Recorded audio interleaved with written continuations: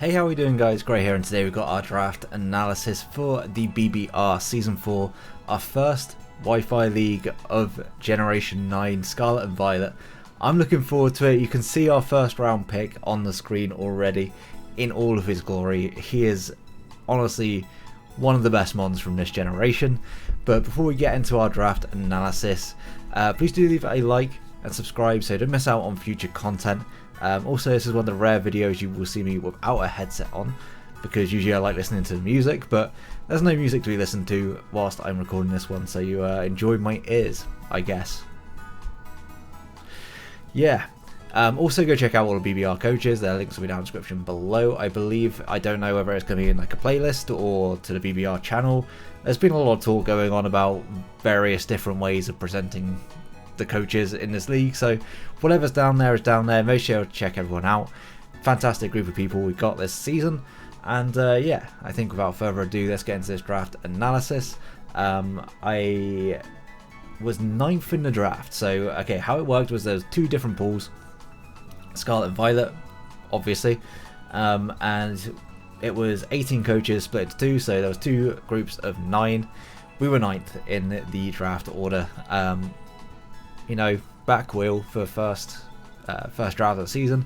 It means we weren't really going to pick up any of the ridiculous stuff, things like Fluttermane, Roaring Moon, Genpao, Palafin, Dragapult always being very, very good. Yeah, Iron Valiant as well. They were never going to make it to us. So instead, I decided to look at the tiers and kind of judge things by value, and things that I thought were either like at good value or were well below where I would rate them myself, and I just kind of drafted them by that effectively. So he had 110 points and 18 points for Terra, I believe. Yeah, 18. And with that, I want to pick up as many new mons as I can. I also wanted to pick up, like I said, a lot of value. I did pick up old mons. There was some kind of reason why I picked them up, be it they had new abilities, or they just fit on the team, I guess. At one point it was just kind of, okay, well, what can I pick up at this point for this typing? Let me just pick this up. I know it's an old mon, it's boring, it is what it is.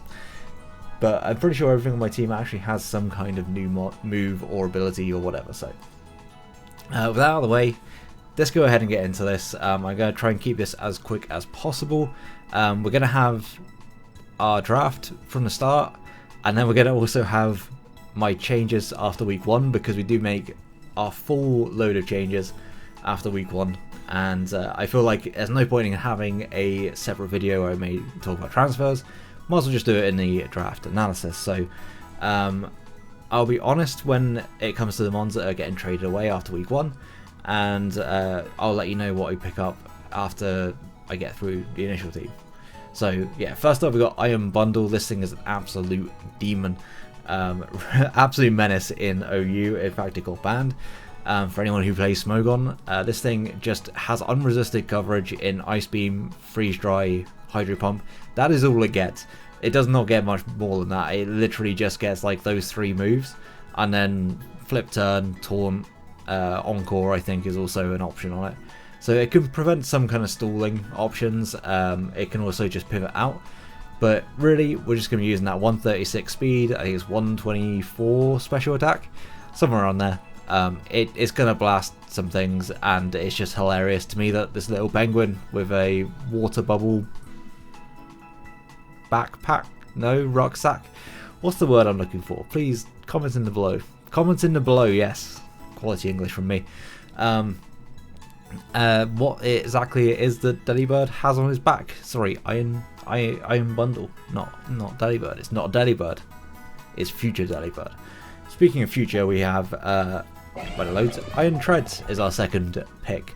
Like I said, we have Wheel Pick, and I was like, fuck it, double Paradox. Don't really know why I decided, you know, round 1 and 2, that was when I was going to do it, but then the Paradox forms were kind of broken, so I want to pick them up early.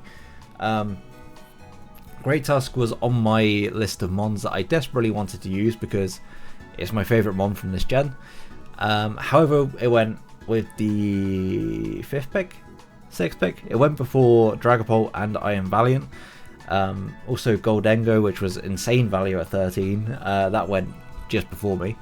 That was definitely something I was looking at. So instead I went Iron Treads, I went the slightly lesser version of Grey Tusk, I would say, but still very good. 106 speed gives me a nice speed tier underneath Delibirds, Iron Bundles. 136, I'm just going to call them Delibird and Donphan probably during the season, but if I do, you know what I mean. They are those mons, they're just a future version of those mons. Yeah, so Iron Treads gave me Stealth Rock, it gave me a good typing to pair up with the Iron Bundle. Only real weakness that they share is going to be fighting. Albeit they don't really cover each other's weaknesses too well, I will say that much.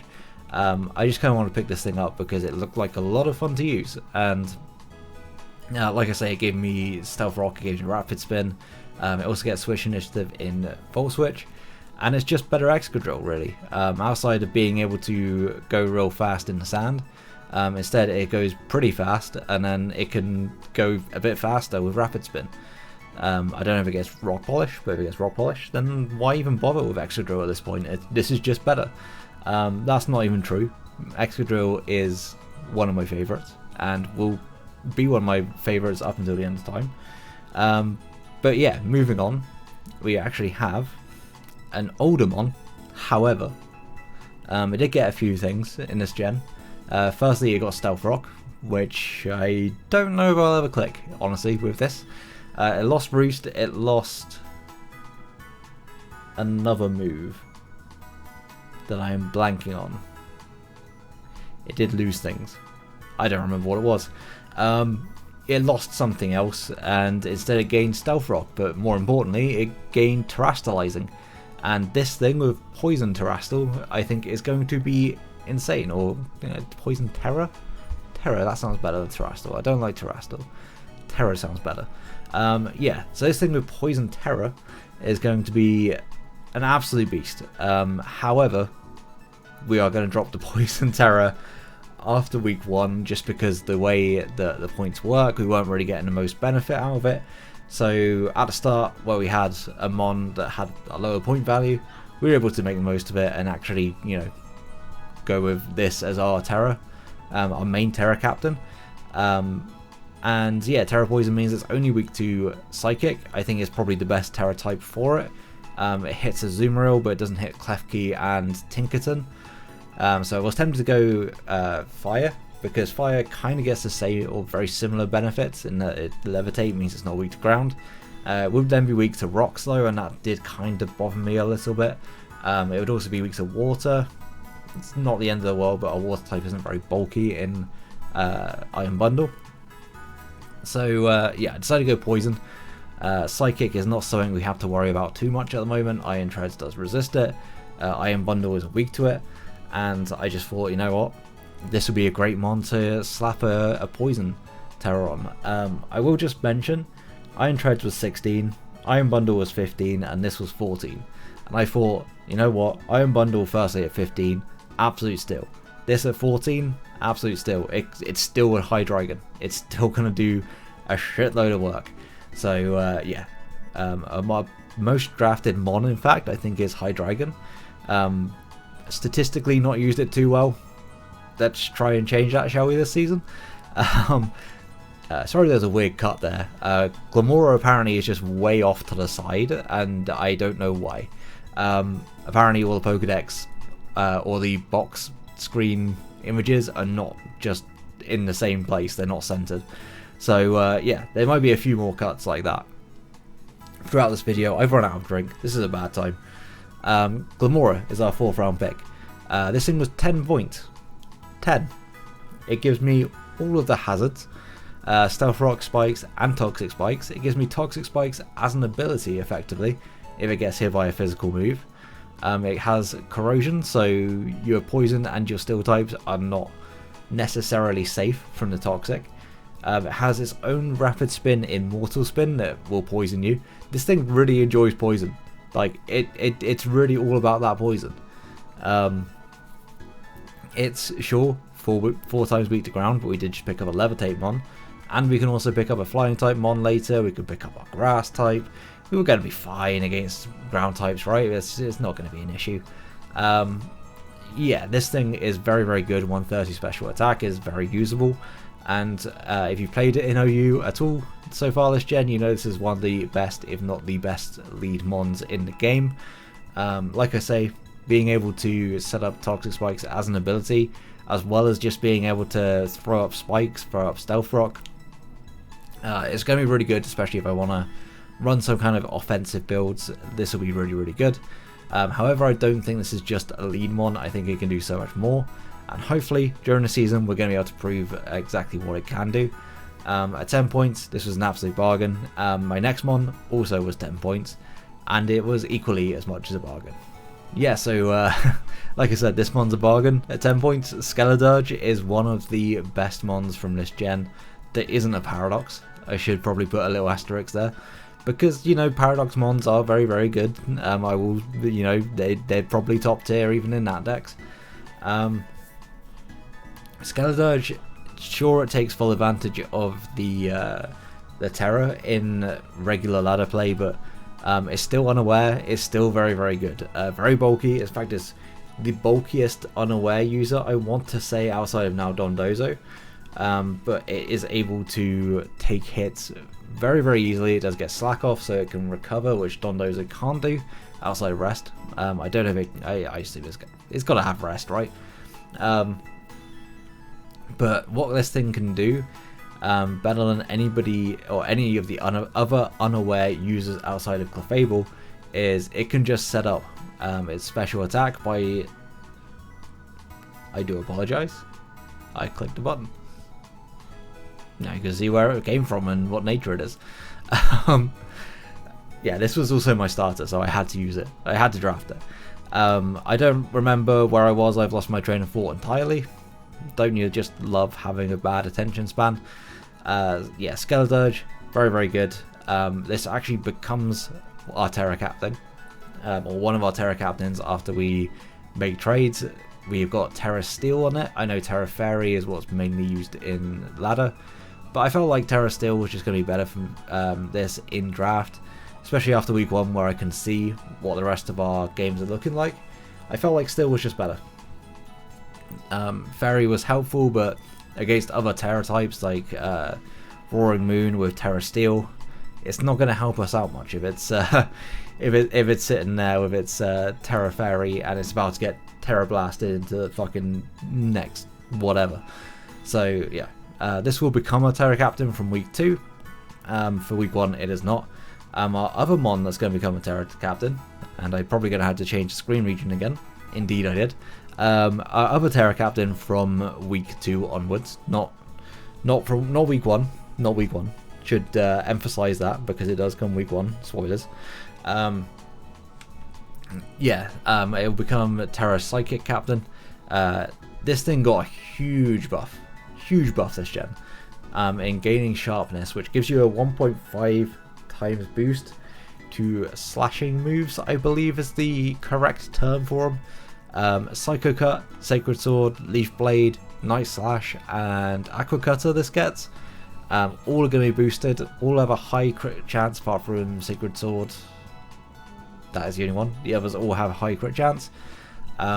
So yeah, this thing is an absolute monster, this gen. And you wonder how many points it was? 7. It was 7 points. This is not the Gallade of last gen. This is... honestly, it could be as good offensively as Mega Gallade. And that's a tall ask for a mon that has been so mediocre recent. But this mon is genuinely very good now. Very, very good. Hits insanely hard. And really just needs this dual stabs plus usually we Night Slash. Used to be knockoff. We can still run knockoff if we want to. But Night Slash is more consistent high damage. I'm pretty sure I almost went to the side again there. I caught my finger on the Joy-Con. Yeah, so Gallade, kind of a monster. I just want to try this thing out with sharpness. I just want to see how much devastation I can do with it, because honestly nothing switches into a choice banded Psycho Cut or Sacred Sword if you unless it's an immunity to it. Like even resists take a lot of damage. So yeah, I'm looking forward to using this thing. It's looking real nice. Next up, we have got Kilowatt. This wasn't my first choice necessarily on electric types. I was looking at other things around the board.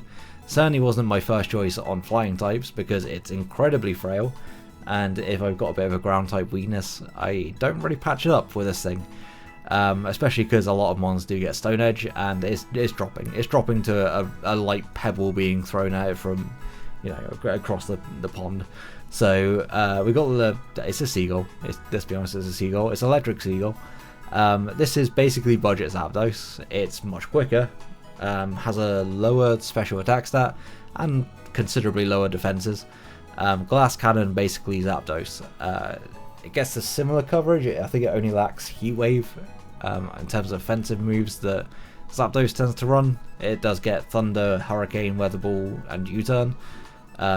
Honestly, you're not going to run Thunder very often, I don't think, unless we face Rain. But it does hit very hard, with Wind Power as well, giving it the option to be able to charge its own electric moves. Means that it just basically gets like double power electric moves. Kind of nuts, especially when you got the Tailwind up and you're going to be at +2 speed. Or just double speed. I don't see another world in which I actually get a speed boost. So yeah, double speed, and then also you've got competitive. Very nice for the very few defoggers that remain in the game. Volt Absorb as well is an option if for whatever reason Iron Treads can't check an electric type. Effectively, if we face Sandy Shocks this season, Kilowatt will be a better resist than our future Dom fan Iron Treads. I keep forgetting the name of it. As bad. I used it a lot in my playthrough because I traded with Ellie and she gave me hers from Violet. But yeah, enough of what my playthrough was like. I had a great time. Thank you for asking. Great games, 10 out of 10. Yeah, let's move on. This thing, we've exhausted how little it actually can do. Here is the first of mons that will get traded away after week 1. Not because I wanted to necessarily, but because I felt like it just didn't work particularly well for our team, and there was a better grass type on the board that I felt actually did work for our team better. But Toe Scroll was really cool. It was 6 points. I was like, you know what, that's actually pretty good. That's a bit of a bargain for, again, all the hazards. Rapid Spin, Spore as well, that can't be blocked by abilities. Sadly, Mycelium Might means that you're going to be, you know, minus priority. But at the same time, you're going to hit those spores, you're going to hit those toxics. There's nothing that an ability can do about it. So, Magic Bounce, good as gold. Don't care. Click and Spore. It gets decent enough coverage. Its stats, I never really liked Tentacruel stats that much. So, Toedscruel having the same stats, kind of sucks. The typing isn't as good as Tentacruel, but you know, Torterra typing, but being wildly different to Torterra, that's kind of cool. Kind of like that. I wanted to use this, and I probably will use it on a future draft. However, it just didn't work for this team. Having that second ground, having my grass type not be resisting water, it's not the one. I'll be honest. My team looked very water weak after week 1. After the draft, and then week 1, we faced a strong water type, and I felt like we needed to make some changes. Not going to spoil what happened in that game, but certainly I realised how weak I was to water and immediately just made changes. So yeah, Toedscruel, he's going to be vibing for the first game. He's going to be here. Next up, we have got Low Kicks, another one that's going to be traded away. As much as I didn't want to, I actually really like Low Kicks' design. I think it's a great mon with Tinted Lens, First Impression, U-Turn, Sucker Punch, all that lovely priority and momentum. However, it was kind of a bit of a panic draft, I guess. I realised how many points I was going to have left over, and decided, you know, fuck it, we'll just go with something new, and I didn't have a bug type planned. I just picked up Low Kicks. Certainly it could be a lot worse. Could be a lot worse than Low Kicks. However, I don't think it really works with this team. Another one that you will almost definitely see me draft sometime during this generation. But yeah, Low Kicks is gonna head into free agency. probably will get picked up. Honestly, I think a lot of people wanting low kicks at this point in the draft. I say a lot. There was 1 or 2 people who said they wanted it. Yeah, very cool mon. Sad that I don't get to use it for the full season, but at the same time, it didn't really work into our team, and I felt there was other mons that I could use that were going to be better. Next up, something we are actually going to be keeping. It's going to be Florges. Florges is probably one of the most boring mons on this team. I just wanted something that was going to have good blankets, def checking ability, or special attacking checking ability. Something along those lines. There's something there that works. I needed a fairy type. It was either this or Dashbun, and as much as I love Dashbun's design, didn't really fit into this team. Florges fit it way better. Gives me a Wish Passer. It doesn't give me a Cleric anymore, because Aromatherapy and Heal Bell it no longer gets. I think Aromatherapy in fact has been removed from the game, whilst Heal Bell became a Blissey line exclusive. Don't quote me on that, but I'm pretty sure that's the case. It does get Baton Pass though this gen, which is kind of a nice buff for it. It does get a few little buffs here and there. Baton Pass is the big one really. Being able to Wish Pass a little bit more safely. It's not the speediest mon, so the slow Wish Pass it's entirely possible.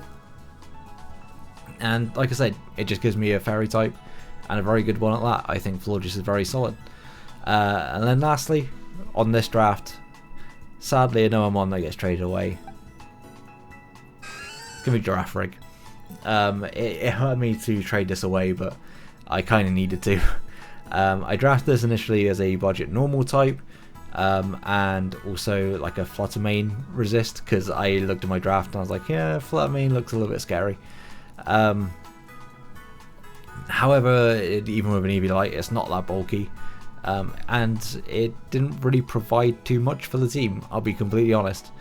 If there was a matchup it was going to come to, it kind of felt like week 1 was likely.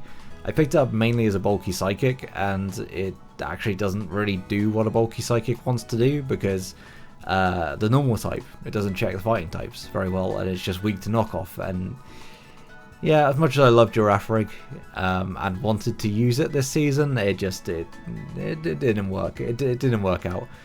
Potentially there's going to be a time in which I can use it this generation, but there's a strong chance that you don't actually get to see it this generation. And I will just go over to my battle screen if I can. I'm going to back up at the same time, so this will be a cut because that's going to look awful if I try and do it. Okay, so you can see our 2 drafts here. The top one is our draft that we've just gone through, and the bottom one is our draft after week 2. After week 1. So I picked up Bomber Snow, Paldean Taurus, and Braviary. Braviary, you know, kind of boring mon for boring mon to an extent, with Giraffe Rig going out and Braviary being picked up.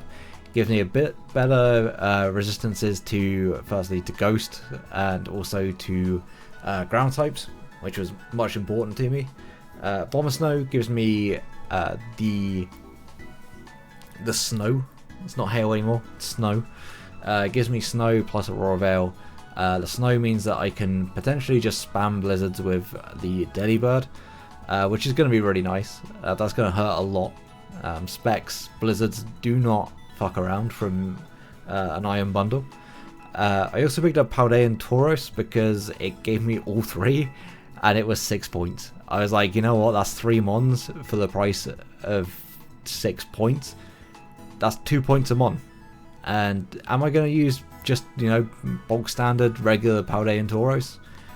Probably not.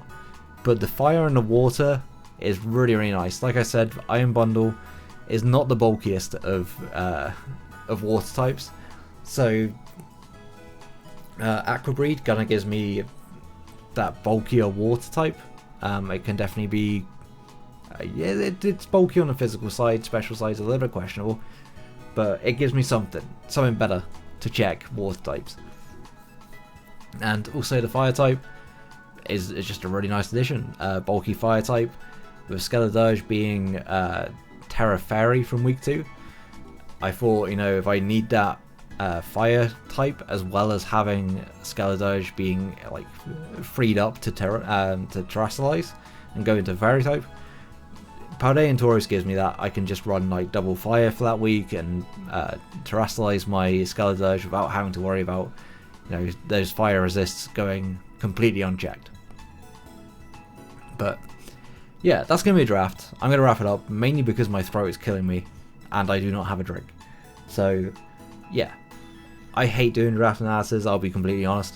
I draft things mainly just out of like, I want to draft this time around, and okay, well this kind of pairs okay with it. I'll go with that. I don't tend to, especially at the start of generation, really kind of look at my teams and go, oh yes, this is the best possible pick because it can do this and this and this.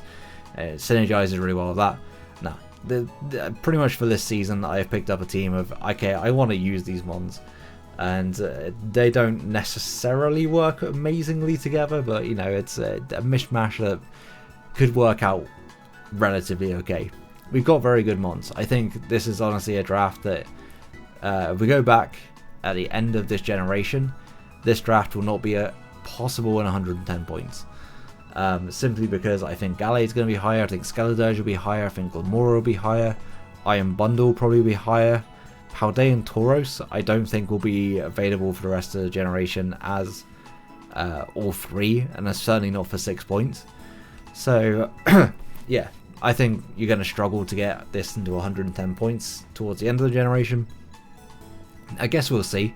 You never know what will happen. If terrestrializing goes away, then certain things drop off, certain things get better.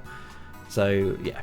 I'm now going on a tangent about terrestrializing that we really don't need to go down, and I will wrap things up there. If you enjoyed, please leave a like, subscribe, support is greatly appreciated. I know I took a 3-week hiatus there, but that's because I got Scarlet and Violet a little bit earlier, and I now have something like 300 hours in the game. So yeah, that's where I was literally no-lifing the game, getting every bit of content out of it in the first few weeks. And because of that, I just completely ignored my YouTube channel.